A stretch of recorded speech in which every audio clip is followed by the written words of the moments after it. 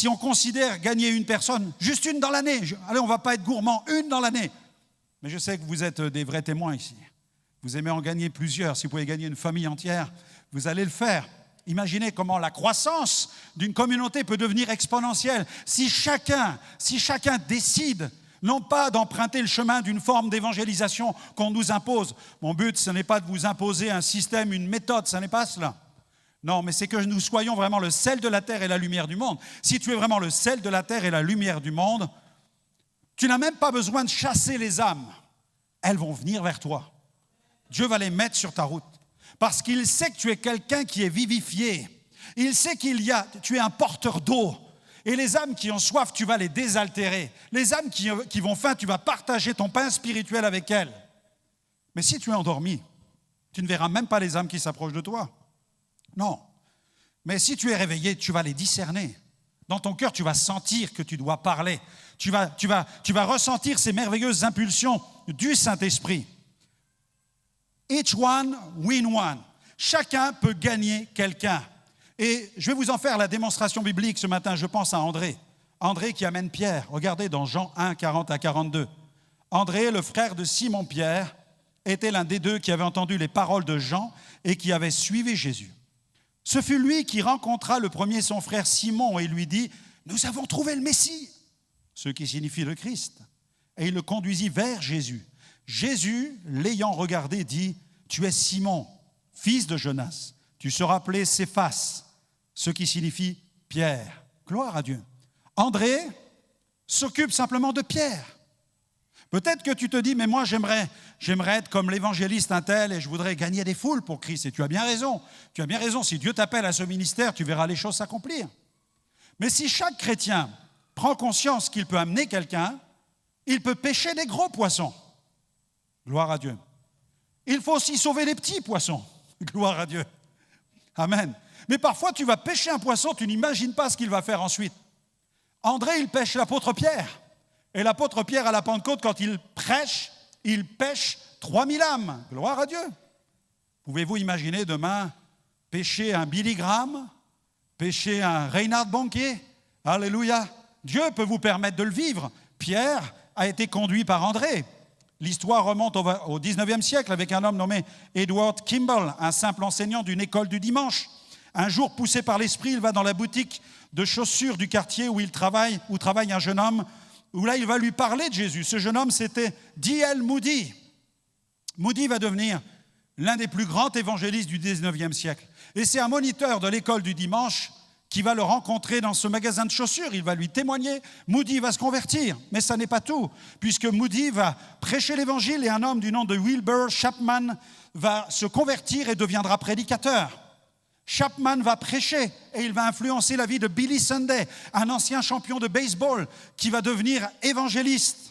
Et ensuite, Billy Sunday va marquer la vie de Mordecai Ham, qui lui va organiser une campagne d'évangélisation dans laquelle un jeune homme du nom de Billy Graham va s'avancer pour être sauvé. Mais à la base de toute cette chaîne de transmission, gloire à Dieu, il y a un moniteur d'école du dimanche. Amen. C'est pourquoi servez le Seigneur dans tous les domaines. Parce que Dieu peut se servir de celui qui fait le ménage dans l'église. Dieu s'est servi du ménage pour amener quelqu'un à Jésus dans ma première assemblée. Avec Liliana, nous avons implanté une église à Romilly-sur-Seine. Et dans les premiers mois, je m'occupais du ménage. On s'occupait un peu de tout. Quand on est pionnier, on s'occupe de tout. On fait l'accueil, la sécurité, on fait le ménage, on prêche, on fait le numéro de claquette à la mi-temps. On doit tout faire. Voilà, on est comme des couteaux suisses. Et puis le jeudi après-midi, je passais l'aspirateur sur l'estrade. Et puis là, je passe l'aspirateur et je vois une dame qui rentre et qui s'assoit. Et je coupe l'aspirateur, je vais vers elle et je lui dis « Madame, vous cherchez quelqu'un ?» Je ne pensais pas qu'elle cherchait une église ni un pasteur.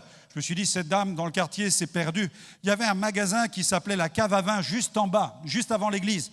Et malheureusement, bien trop de gens, plutôt que de venir à l'église, s'arrêtaient à la Cave à Vin. Et quand ils reprenaient la voiture, eh bien souvent, ils rasaient les murs avec leur propre voiture.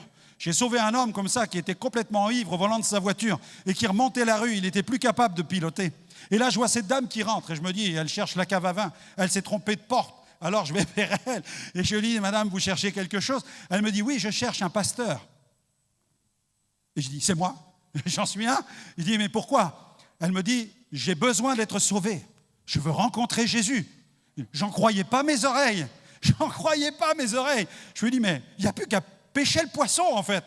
Alors j'ai dit, madame, répétez cette prière avec moi. Elle répète la prière instantanément sur sa chaise.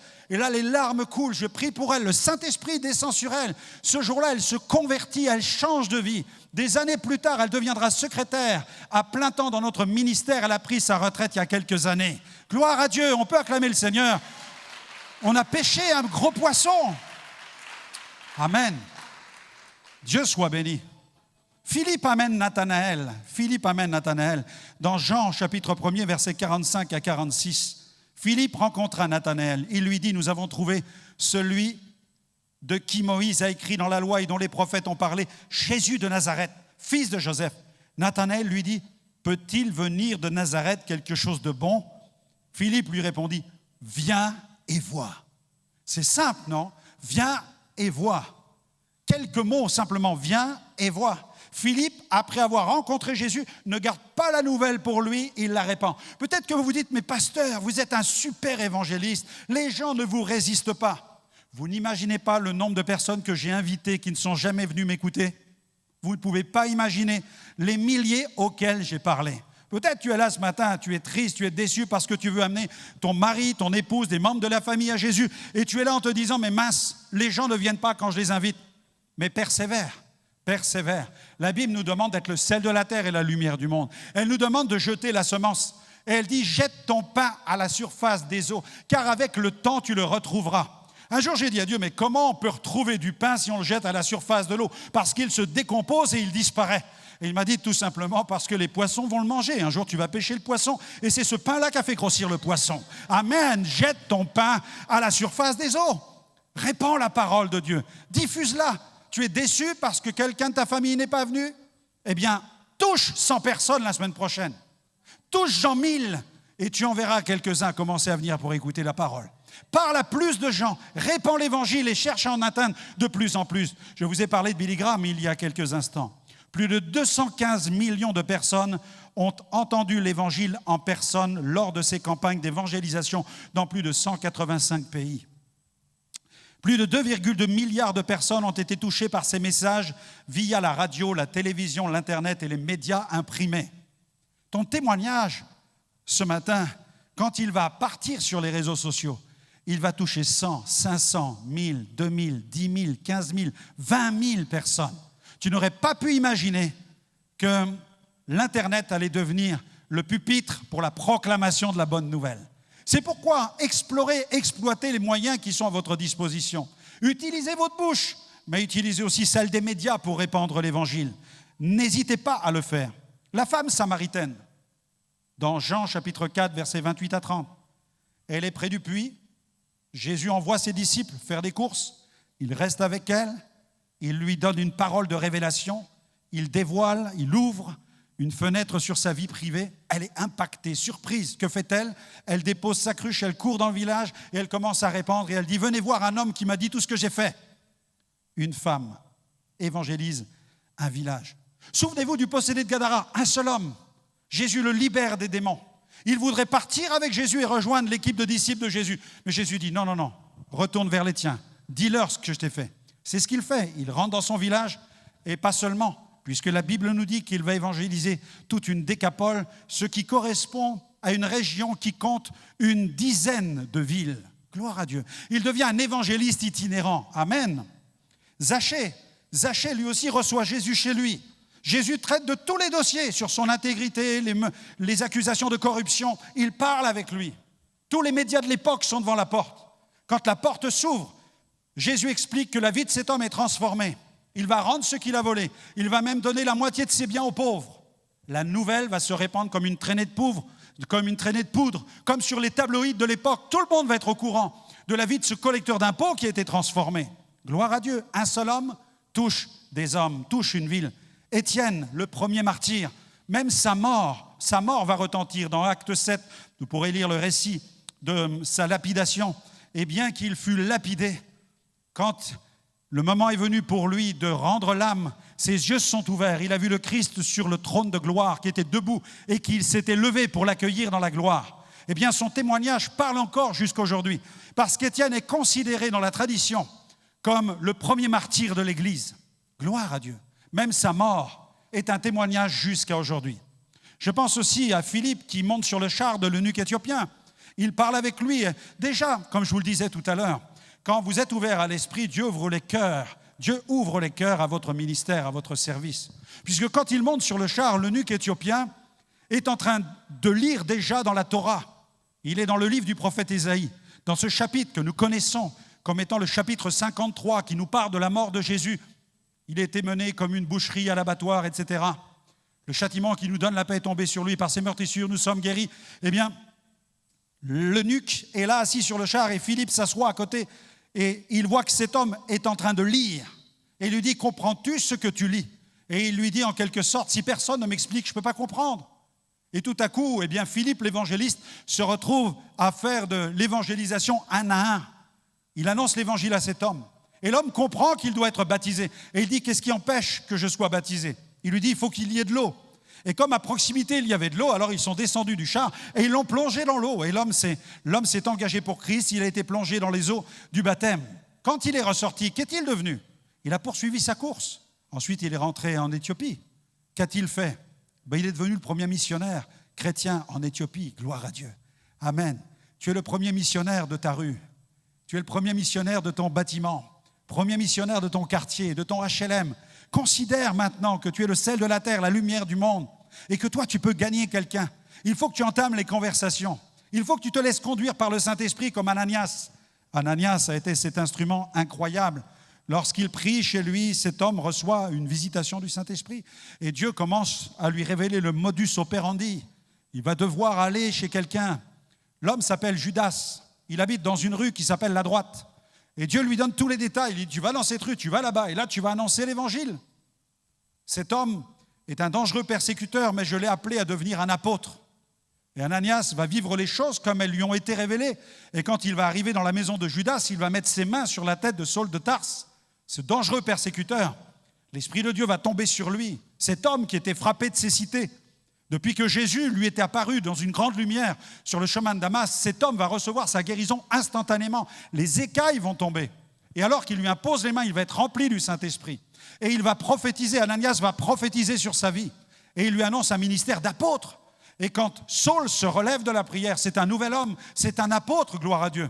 Mais à la base, il y a un disciple nommé Ananias. Ananias n'était pas un géant de la prédication. Ananias n'était ni un apôtre, ni un prophète, ni un évangéliste ou un pasteur ou docteur. Ananias était un simple disciple. Et Dieu s'est servi de lui. Quels sont ceux qui voudraient être des Ananias ici? Amen. Quels sont ceux qui voudraient vivre ce genre d'opération surnaturelle? Être utilisés par le Saint-Esprit. Gloire à Dieu. Il m'est arrivé de vivre des expériences comme ça, où Dieu m'a dit, va dans telle rue, va à tel endroit, va chez cette personne. Combien de fois où là le Saint-Esprit m'a utilisé pour annoncer l'Évangile? Il y avait dans le pays de Montbéliard, je le racontais cette semaine dans une visite chez les bien-aimés, il y avait dans le pays de Montbéliard, dans la période des années 70, où il y avait le Jesus Movement, où il y avait vraiment un réveil parmi les jeunes, tous ceux qui allaient à Katmandou, qui revenaient ici en Europe, eh bien revenaient avec, non pas seulement avec de la théologie bouddhiste, mais ils revenaient avec la drogue. Ils revenaient complètement dépendants, parfois même détraqués par les séances qu'ils avaient pu vivre avec toutes sortes de chamans là-bas. Ils étaient perturbés et ils vivaient dans la marginalité, ils rejetaient la société en bloc. C'était peace and love, si vous voyez ce que je veux dire. Et à ce moment-là, dans le pays de Montbéliard, il y avait une femme déjà âgée qui priait. Et elle cherchait le cœur de Dieu parce qu'elle voyait dans la ville les jeunes qui avaient besoin de rencontrer Dieu. Et cette femme a commencé à être utilisée comme Ananias par le Saint-Esprit. Parce que la nuit, Dieu la réveillait, Dieu lui parlait. Et il lui disait, va dans tel endroit, va dans telle rue de la ville, va sur telle place. Tu verras un jeune homme, il est habillé comme ça, voilà son apparence, il s'appelle comme ça. Elle recevait tous les détails. Et elle allait dans la rue annoncer l'Évangile. Et bien aimé, vous savez quoi?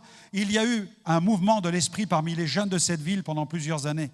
Ces jeunes ont commencé à venir à l'église avec leurs vêtements, vous savez, parfois les tuniques militaires, les rangers, etc., les cheveux longs. Ils avaient tout l'accoutrement de ceux qui étaient allés au bout du monde pour chercher la révélation.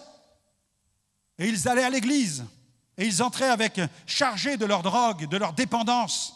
Et le pasteur a prêché l'évangile. Il n'a pas lâché.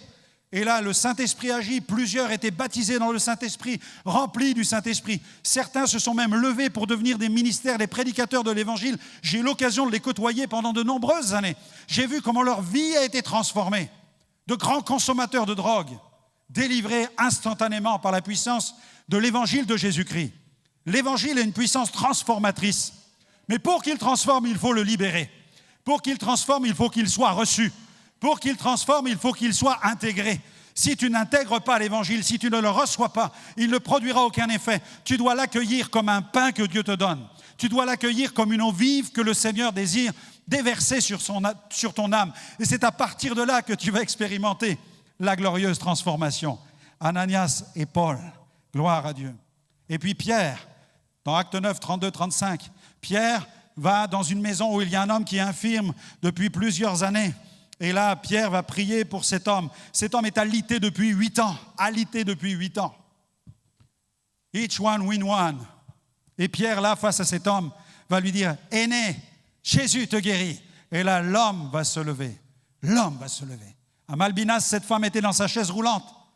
Je l'ai vue passer devant moi.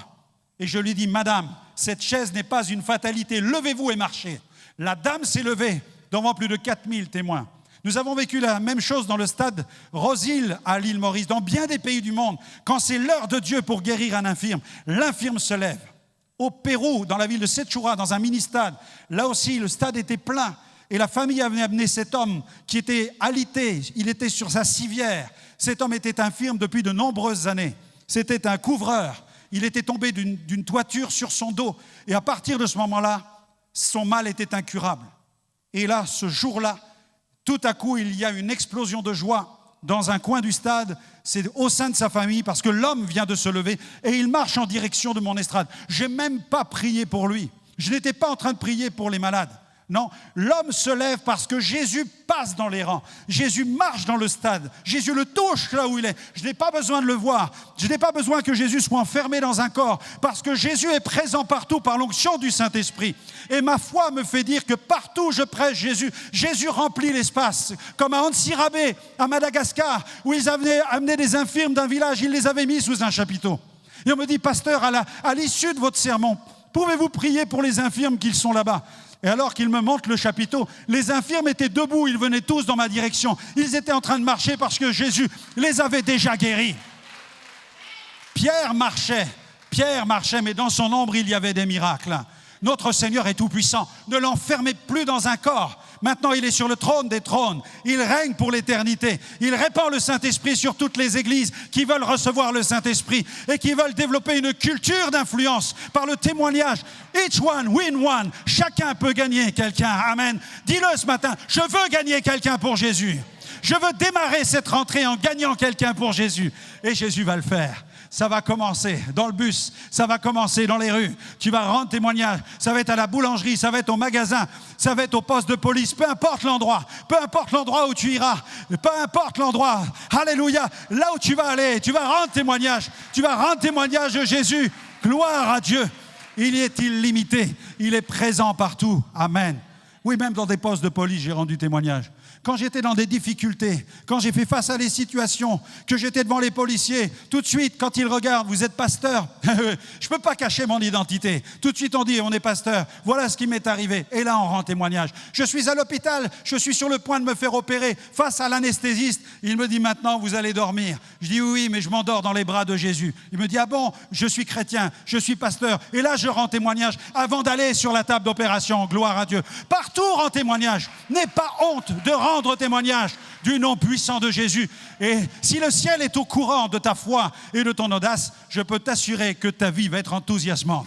Je peux t'assurer que tu vas vivre des expériences incroyables. Gloire à Dieu. Parce que le Saint-Esprit va se mettre en marche. Gloire à Dieu. Ce même Pierre, il va dans la maison de Corneille. Et alors qu'il parle, le Saint-Esprit tombe sur tous ceux qui sont rassemblés. Ils se mettent à parler en langue. Toute la famille va se convertir et ensuite tous seront baptisés. Je pense aussi à Lydie, la marchande de pourpre près de Finlin. Elle aussi, elle va recevoir l'Évangile. Toute sa famille va se convertir. Je pense à la devineresse de la ville de Philippe qui est animée par de mauvais esprits. Les apôtres vont la délivrer. Ça va être un séisme dans la ville. Le système occulte de la ville va être renversé. La délivrance d'une seule femme va déclencher une opposition, l'emprisonnement de Paul et de Silas, mais qui conduit ensuite à la conversion du geôlier et de toute sa famille. Gloire à Dieu. Toutes choses concourent ensemble au bien de ceux qui aiment Dieu. Amen. Crois-le, c'est une réalité. C'est une vérité biblique. Le geôlier se convertit. Gloire à Dieu. Toute la famille le suit. Actes 16, 30 à 34. Je pense aussi à Priscille et Aquilas, ce couple apostolique qui, eux, vont s'occuper d'un homme. Dans Acte 18, un homme nommé Apollos, c'est un homme qui est versé dans les Écritures, qui est fervent d'esprit. Il annonce la parole, mais il a besoin d'être formé, il a besoin d'être appuyé. Et Priscille et Aquilas vont lui exposer l'Évangile, la Bible dit, plus exactement. Ils vont lui exposer plus exactement la voix de Dieu. Ils vont l'affûter. Et cet homme va devenir un véritable outil dans l'Église de Jésus. Gloire à Dieu. Je pense aussi au père de Publius à Malte, qui lui est guéri, alors que Paul prie pour lui, il est guéri de dysenterie. Suite à cela, tous les malades de l'île se présentent, tous les Maltais arrivent. Alors Paul va commencer à prier pour tous les malades. Tu guéris un et tu vas guérir ensuite des milliers. Alléluia, tu poses tes mains sur un, ce sont des milliers qui arrivent. Je l'ai vécu, mes amis. Je l'ai vécu au Pérou. Mon coordinateur m'avait dit surtout, ne commence pas à imposer les mains. Si tu le fais, tu devras prier pour tout le monde. Et j'étais un peu enthousiaste, un peu emporté par le feu du Saint-Esprit. 12 000 personnes en face de moi. Et là, une dame avec un bébé, les larmes dans les yeux. Mon cœur a fondu. Je dis non, je ne peux pas la laisser comme ça. Je dis Seigneur, tu bénis cette dame. Touche cet enfant, guéris-le par ta puissance. Et là, je vois 12 000 personnes qui approchent vers moi. Je me tourne vers le coordinateur de la campagne. Il me dit, tu l'as fait ? Maintenant, tu les touches tous. Et je me suis retrouvé à imposer les mains à 12 000 personnes pendant plusieurs heures. Mes épaules s'en souviennent encore, gloire à Dieu. Amen. Mais combien de miracles ensuite. Tous les témoignages qu'il y avait sur l'estrade de gens guéris par la puissance du Saint-Esprit. Mes amis, seul l'amour fait des miracles. Seul l'amour fait des miracles. Seigneur, remplis-nous de ta compassion. Remplis-nous de ton amour. Seigneur, que ton amour, ta compassion nous libère. Nous libère de la routine, nous libère de la tradition, nous libère du christianisme figé, endormi, qui sommeille, mais que la puissance du Saint-Esprit nous embrase, que la compassion de Dieu soit libérée, que des miracles s'opèrent et que notre ville de Troyes soit transformée. Amen. Parce que nous aimons la ville de Troyes. Nous bénissons la ville de Troyes. Nous bénissons Romilly-sur-Seine. Nous bénissons Nogent-sur-Seine, Provins. Nous bénissons toutes les villes et les villages de toute la région. Parce que nous voulons que tous nos contemporains découvrent l'Évangile qui a su nous transformer. Amen. Dites gloire à Dieu où j'explose sur l'estrade. Oh, Dieu soit béni. Dieu soit loué. Alléluia. Dieu soit loué pour le réveil de Malte. Et je terminerai là. On va se lever ensemble. On va se lever ensemble dans la présence de Dieu. Quand on a commencé les baptêmes, immédiatement avec Liliana, j'ai dit, tu vois chérie, c'est pas moi qui vais baptiser seul les bien-aimés qui vont s'engager pour Jésus. Je veux que tous ceux qui les ont amenés à Jésus soient sur le devant. Parce que ce n'est pas le travail d'un homme. L'Église, ce n'est pas le travail d'un homme. Moi, je ne crois pas au Superman de l'estrade. Je suis pas dans ce délire. Je ne suis pas dans ce délire des super géants du podium qui sont les champions du monde de la prédication. Non, je ne suis pas dans ce délire-là. Je suis à des kilomètres de ça parce que mon Jésus n'était pas comme ça. Non, Jésus, il avait les pieds des gens. Il avait les pieds des disciples. Il était humble de cœur. Moi, je ne dis pas que je suis humble. Je dis, Seigneur, aide-moi à l'être parce que vraiment, ce n'est pas dans mes compétences. Mais Dieu peut nous rendre aimants. Dieu peut nous rendre aimants. Et mon désir, c'est que vraiment chacun d'entre nous, nous puissions mettre la main sur le filet. Ce n'est pas le filet qu'un seul homme va tenir. Ce n'est pas le plan de Dieu. Non. Si chacun d'entre nous, nous mettons les mains sur le filet ne va pas craquer. Mais souvenez-vous de la pêche miraculeuse. La première barque a tiré le filet, mais ça craquait. Et là, ils ont appelé les autres au secours. Ils ont dit, venez nous aider. Ils appelèrent leurs compagnons dans l'autre barque. Et c'est alors qu'ils ont pu maintenir le filet et le préserver de se déchirer. Et lorsqu'on est tous ensemble, eh bien, on gagne des âmes. Lorsqu'on est tous ensemble, eh bien, le filet se remplit. Gloire à Dieu. Et nous bénissons Dieu pour les filets qui vont se remplir. Non seulement à Troyes, mais dans les villes et villages de la région. Tu le veux pour ton village. Peut-être tu habites un lieu-dit même. Tu habites dans un endroit, il n'y a peut-être même pas de nom. Peu importe, cet endroit-là, Dieu le voit. Et il existe dans le regard de Dieu. Et Dieu veut faire de toi un pêcheur de poissons, un pêcheur d'âmes, un moissonneur. Et tu vas vivre des expériences extraordinaires. Mais mets ta main sur le filet. Ne viens pas simplement en disant « je fais mon culte ». Je suis allé à mon culte. Il y a plus à vivre que cela.